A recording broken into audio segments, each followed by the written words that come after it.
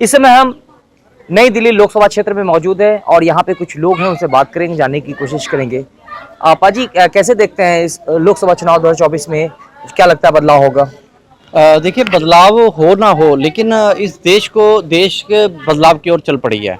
क्योंकि जिस हिसाब से कांग्रेस को दोबारा से या आम आदमी पार्टी को दोबारा से जो मौका मिल रहा है, ये बदलाव की ही एक स्थिति है। अब बाकी बदलाव आता नहीं आता, ईवीएम मशीन से क्या निकलता है क्या नहीं निकलता है भगवान जाने, ये तो क्या है, उसमें कोई सेटिंग है नहीं है। लेकिन बदलाव के मूड में तो देश है, हमारा देश जो बदलाव के मूड में। लेकिन मोदी जी कह रहे हैं कि अगर कांग्रेस सत्ता में आती है तो मंगलसूत्र बिछवा देगी, अगर आपके दरवाजे पे दो भैंस है तो एक भैंस दूसरे को दे देगी। तो देखिए, जब बीजेपी आई थी ना, तो एफसीआरए होता है, एनजीओ को एफसीआरए मिलता है। कितने हजारों एफसीआरए बंद कर दिए, कितने हजारों एनजीओ बंद कर दी, कितने हजारों जो है इन्होंने लोगों के संगठन बंद कर दिए, कितनी एनजीओ बंद कर दी, कितने तमाम इन्होंने लोगों के आय के स्रोत बंद कर दिए, जिससे जो है लोगों का गरीब तबके का जो है कुछ ना कुछ उसमें होता था। तो भाई देखो, ये शुरुआत से ही इन्होंने जो है ना, शुरुआत इन्होंने गलत की थी। बाकी रही बात की, अगर हम लोग बात करते हैं कि देश की, तो देश तो वैसे गलत हाथों में जा चुका हुआ है, अडानी अंबानी के हाथ में है इस टाइम देश। अगर हम लोग बात करें कि मोदी जी के हाथ में, तो मोदी जी के हाथ में देश नहीं है, देश अडानी अंबानी के हाथ में है। एक फिरका प्रस्त लोगों के हाथ में है। मतलब एक ऐसी संस्था के हाथ में है जो पैसा लगाती है और पैसा जो है कमाती है, उसके हाथ में है इस टाइम जो देश है, वो उसके हाथ में चला गया हुआ है। देश में जिस तरह से नफरत, राहुल गांधी कहते हैं कि नफरत के बाजार में मोहब्बत की दुकान खोलेंगे। जिस तरह से देश में नफरत फैल गई है, मंदिर मस्जिद पे राजनीति होती है, हिंदू मुस्लिम पे राजनीति होती है, कभी जो है मुस्लिम को टारगेट किया जाता है, कभी सिखों को टारगेट किया जाता है, कभी दूसरे अन्य धर्म के लोगों को टारगेट किया जाता है। अगर कोई हिंदू धर्म से आए हुए लोग या कोई बजरंग दल के लोग अगर वो कह दे कि हम हिंदू राष्ट्र बनाएंगे तो उन पर कुछ नहीं होता है, लेकिन अगर वही मुसलमान हो या सिख है, अगर कुछ अपनी बात रख देता है तो उस पर जो है कहा जाता है कि ये आतंकवाद है। कैसे देखते हैं इसको? आज अगर देश में हिंदू सिख की बात करते हैं या बजरंग दल की बात करते हैं या वीर बजरंगी कहते हैं, ये एक क्या शिवसेना फिर जो सिख सेना बन जाए? अगर वो शिवसेना बनाते हैं, सिख सेना भी बना सकते हैं हम, हमें कहेंगे उग्रवादी है। जबकि प्रातः काल में आप जब भी देख लो, हमारा इतिहास उठा के देख लो, हमने देश और कौम के हर नागरिकों की सेवा करी है सिखों ने। क्या आप कनाडा में ले लो, आज मैं कनाडा के कई बच्चों से पढ़ता हूँ, बेटा क्या हो रहा है, कहते बच्चे पापा नौकरी नहीं मिल रही, पर हम गुरुद्वारे में लंगर खा लेते हैं। कोई मंदिर का नाम नहीं आता, कोई मस्जिद का नाम नहीं, सिर्फ गुरुद्वारे का नाम आता है। सिख तब उग्रवादी हो जाएगा। किसानों की सेवा करी, किसानों पर लंगर चलाया, तो सिख उग्रवादी है? हम देश और के नागरिक को अपना नागरिक, देश और का नागरिक समझते, अपना नागरिक समझते हैं। हमारा मजहब एक है, हम हिंदुस्तानी हैं, हम हिंदुस्तान में रह रहे हैं। क्यों बांटते हो हमें आपस में? पहले तो कभी नहीं बांटे गए थे, ना कभी मुसलमान कहा था ये अलग है, ना कभी हिंदू कहा था अलग है, ना कभी सिख अलग कहा था, ना सही को अलग कहा था। आज जब से बीजेपी सरकार आई है, हम धर्मों में बांटे गए हैं। अब धर्मों की राजनीति हो रही है, कौन किसको, पंडितों को कौन लुभा रहा है, सिख को कौन लुभा रहा है, मुसलमान को कौन लुभा रहा है, ये बातें चल रही हैं। लेकिन मोदी जी कहते हैं कि अगर मैं हिंदू मुस्लिम करूंगा या बांटने की राजनीति करूंगा तो फिर सार्वजनिक तौर पे जो है जीवन में जीने के लायक नहीं रहूंगा, योग्य नहीं रहूंगा। गोधरा कांड किसने करवाया था? गोधरा कांड जिसको लोग याद करते हैं, गोधरा कांड किसने करवाया था? कौन उसमें अभियुक्त था? दो अभियुक्त कौन थे उसमें, जिसको उम्र कैद की सजा या तड़ी पार जो हुआ था, कौन थे? यही लोग थे। आज अगर बात करते हैं ना, अगर हम बाबरी मस्जिद की बात करें, तो बाबरी मस्जिद उन्होंने तोड़ा, जो ऐतिहासिक इमारत थी, 600 साल 650 700 साल पुरानी इमारत थी, उसको तोड़ के सिर्फ एक हिंदू राष्ट्र को बनाने के, उसमें राम मंदिर के नाम के ऊपर इसको तोड़ा गया। मैं आपके चैनल के माध्यम से कह रहा हूँ, मैं DS बिंद्रा मीम खालसा की तरफ से आज आपको ऐलान कर रहा हूँ मैं कि मैं बाबरी मस्जिद वहीं पे बना के दिखाऊंगा जहाँ इन्होंने बाबरी मस्जिद को तोड़ा है। मैं सिख कम्युनिटी के साथ खड़ा होकर बाबरी मस्जिद को वहीं बनाऊंगा, क्योंकि वो हमें बहुत जरूरी है बनाना। नहीं तो 1-2 दशकों के बाद ये बाबरी मस्जिद का बवाल फिर उठेगा। फिर जो है हमारे जो मुस्लिम जो हमें अभी जो बच्चे भी तैयार हो रहे हैं, उनको जब बताया जाएगा कि हमारी बाबरी मस्जिद तोड़ दी गई थी हिंदू राष्ट्र बनाने के लिए या राम मंदिर बनाने के लिए, तो वो उस टाइम का जो ज्वाला होगी, उस टाइम का जो एक प्रज्वलन होगा, उसको संभालना बहुत मुश्किल हो जाएगा देश को।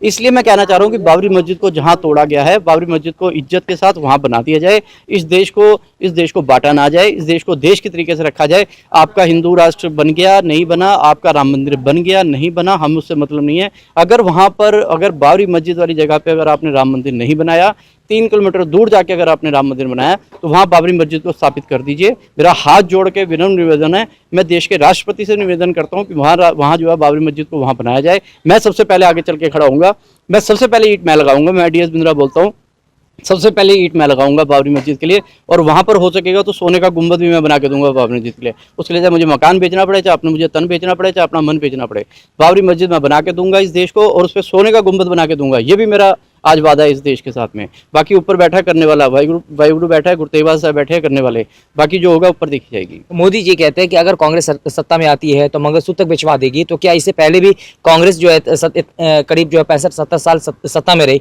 तो कभी मंगलसूत्र बिछवाया क्या? कभी भी इस मंगलसूत्र ना बिछवाया है और ना उम्मीद था कि कभी ऐसा होगा। ऐसे मोदी जी के राज में ये सब हो रहा है, ये बहुत शर्मिंदगी की बात है, बहुत ही ज़्यादा शर्मिंदगी की बात है कि इतनी महंगाई कर दी है कि अब मंगलसूत्र भी खरीदने के लिए महिलाओं को एक बार नहीं, 1000 बार नहीं, 100 बार सोचना पड़ता है कि मंगलसूत्र, एक छोटा सा चैन ही ले लीजिए, वो भी बनवाने के लिए सोचना पड़ रहा है, क्योंकि सोना इतना महंगा हो गया है, किसी भी एक गरीब इंसान तो नहीं खरीद के पहन सकता है। अमीर का तो मैं कह नहीं सकती हूँ, गरीब इंसान की इतनी हैसियत नहीं है कि वो मंगलसूत्र वो पहन सके, क्योंकि इतनी महंगाई बन चुकी है। तो ये महंगाई दिन ब दिन बढ़ रहा है, इसके जिम्मेदार आप क्या मोदी जी को मानती है? देखिए, हमारी अपनी सरकार को मानते हैं, क्योंकि सरकार तो मोदी जी चला रहे हैं ना, तो मोदी जी को हम मानते हैं कि भाई आपके रहते हुए, क्योंकि आपने कहा था अच्छे दिन आएंगे, वो अच्छे दिन कहाँ गए? अच्छे दिन नहीं है आपके? अच्छे दिन नहीं है हमारे। तो मोदी जी के राज में कहा जाता है बहन सुरक्षित है, माँ सुरक्षित है, देश सुरक्षित है, धर्म सुरक्षित है। आप मुझे ये बताइए कि बहन कहाँ सुरक्षित है, माँ कहाँ सुरक्षित है, बेटियां कहाँ सुरक्षित है, बच्चियां कहाँ सुरक्षित है? 3 महीने की बच्चियों के साथ रेप हो रहा है, 10 साल की लड़कियों के साथ रेप हो रहा है, आपकी 40 साल की महिला के साथ रेप हो रहा है। बस में जाइए, बस में आप देखिए, लड़की, जवान लड़की महिलाओं को छेड़ते हैं, मेरी आंखों की देखी चीजें हैं, वो महिलाओं को छेड़ते हैं। शर्म नहीं आती है उनको कि आपकी माँ बहनों के बराबर की महिलाएं हैं, उनको आप छेड़ रहे हो, आप क्या कर रहे हो? इस मोदी जी के राज में जो हमारे देश, जो दिल्ली के सीएम साहब है, उन्होंने तो स्वाति मालीवाल जी को भी नहीं छोड़ा। वो तो जो हम बात करें अगर वुमेन एम्पावरमेंट की, तो स्वाति मालीवाल जी भी सेफ नहीं है, उनको भी मार पिटाई हुई है अभी परसों, जैसे भी हम लोगों ने देखा, उनके साथ भी मार पिटाई हुई है। तो क्यों नहीं मोदी जी बीच में हस्तक्षेप करते? कम से कम स्वाति मालीवाल को तो इंसाफ दिला दें। चलो इन बहनों को तो नहीं दिलवा सकते हैं, क्योंकि ये तो इनकी आवाज़ तो नहीं पहुँचेगी, स्वाति माल की आवाज़ तो पहुँच गई है, उनको इंसाफ दिलवाएं। अगर मोदी जी वाकई अगर महिलाओं की बात करते हैं, और महिलाओं की बात करते हैं, मोदी जी की अपनी वाइफ कहाँ है अभी? अगर उनकी बात करें, वो कहाँ है? वो बेचारी एक स्कूल के अंदर नौकरी कर रही है, जॉब कर रही हैं, उनको कौन देख रहा है? कोई नहीं। तो पहले उनको तो देख लें, जिनका अपना घर का ही नहीं है, वो बाहर का क्या देखेगा?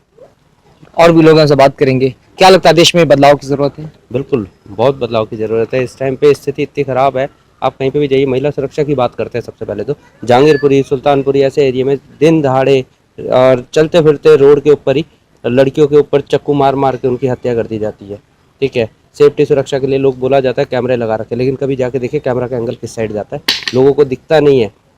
और अब शिक्षा व्यवस्था की बात कीजिए, इतनी जीएसटी लगा दी है, इतनी चीज़ें फीस हाई कर दी है कि एक मिडिल क्लास आदमी है ना, अपने बच्चे को अच्छे स्कूल में नहीं पढ़ा पा रहा है। आज के टाइम में कहा जाता है कि गवर्नमेंट स्कूल की व्यवस्था अच्छी हो गई, कुछ टाइम के लिए अच्छी हुई थी, आज जाके देखिए वहाँ पे बोर्ड टूटे हुए हैं, बेंचेस टूटे हुए हैं, कहाँ गई वो व्यवस्था? लेकिन अगर आपने कहा कि गरीब के लोग हैं या मिडिल क्लास के लोग जो है अपने बच्चे को अच्छे स्कूल में शिक्षा नहीं दे पाते हैं, लेकिन मोदी जी ने कहा था जो अगर ज्यादा बच्चे पैदा करने वाले बयान पे जो सवाल किया गया किसी पत्रकार के माध्यम से, तो उन्होंने कहा कि गरीब जो है ज्यादा बच्चा पैदा करते हैं। तो मोदी जी को गरीबों के बच्चे दिख गए, 2 बच्चे 3 बच्चे उनको ज़्यादा लगने लग गए।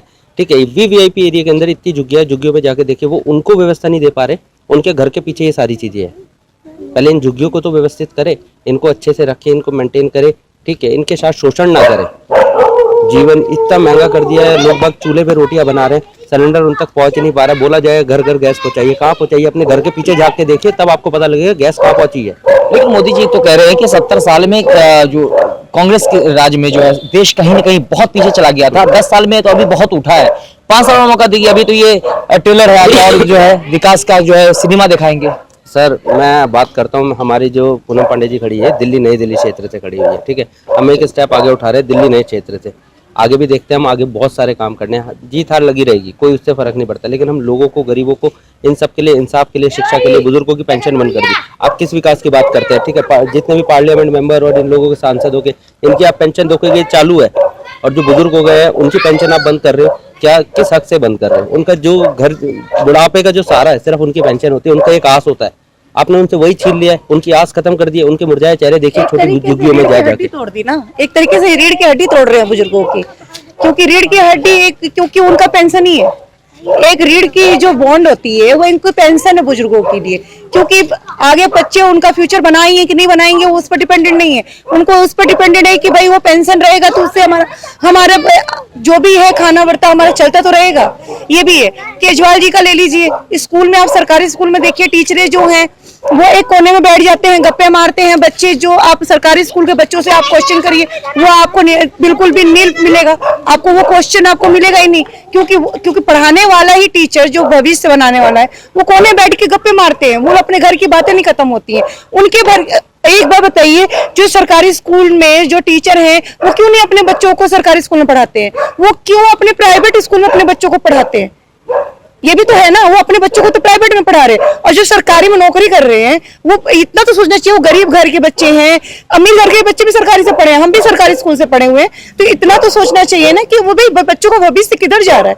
और जो खाना केजरीवाल जी ने लगाया है सरकारी स्कूलों में कि वो खाना आप देखेंगे आप खा नहीं सकते हैं, वो खाना खाने लायक नहीं होता है, फिर भी बच्चे मजबूर हैं, जो गरीब घर के होते हैं, झुग्गी के होते हैं, लेकिन केजरीवाल की तो तारीफ होती है कि वो शिक्षा जो स्तर काफी बेहतर हुआ है, चाहे वो महिलाओं देखिए, स्कूल को इस किया है, सरकारी स्कूल में स्कूल बेहतर किया है, बस शिक्षा बेहतर नहीं किया, मैं इतना कह सकती हूँ, शिक्षा बेहतर नहीं किया। बिल्डिंग जो है वो अच्छी हो, बिल्डिंग से पढ़ाई नहीं होती है सर, बिल्डिंग से पढ़ाई नहीं होती, पढ़ाई होती है किताब से। आप सामने वाले को जो आप टीचरिंग दोगे तो वही तो पढ़ेगा ना, वो जब टीचर ही नहीं पढ़ा रहा है तो बच्चा करेगा क्या? आपने देखा कि जो है जनता जो अपनी राय रख रही थी, इन सभी मुद्दों पर आपकी क्या राय, कृपया कमेंट करके हमें जरूर बताएं। फिर मिलेंगे एक नई अपडेट के साथ। नमस्कार, जय हिंद, जय भारत।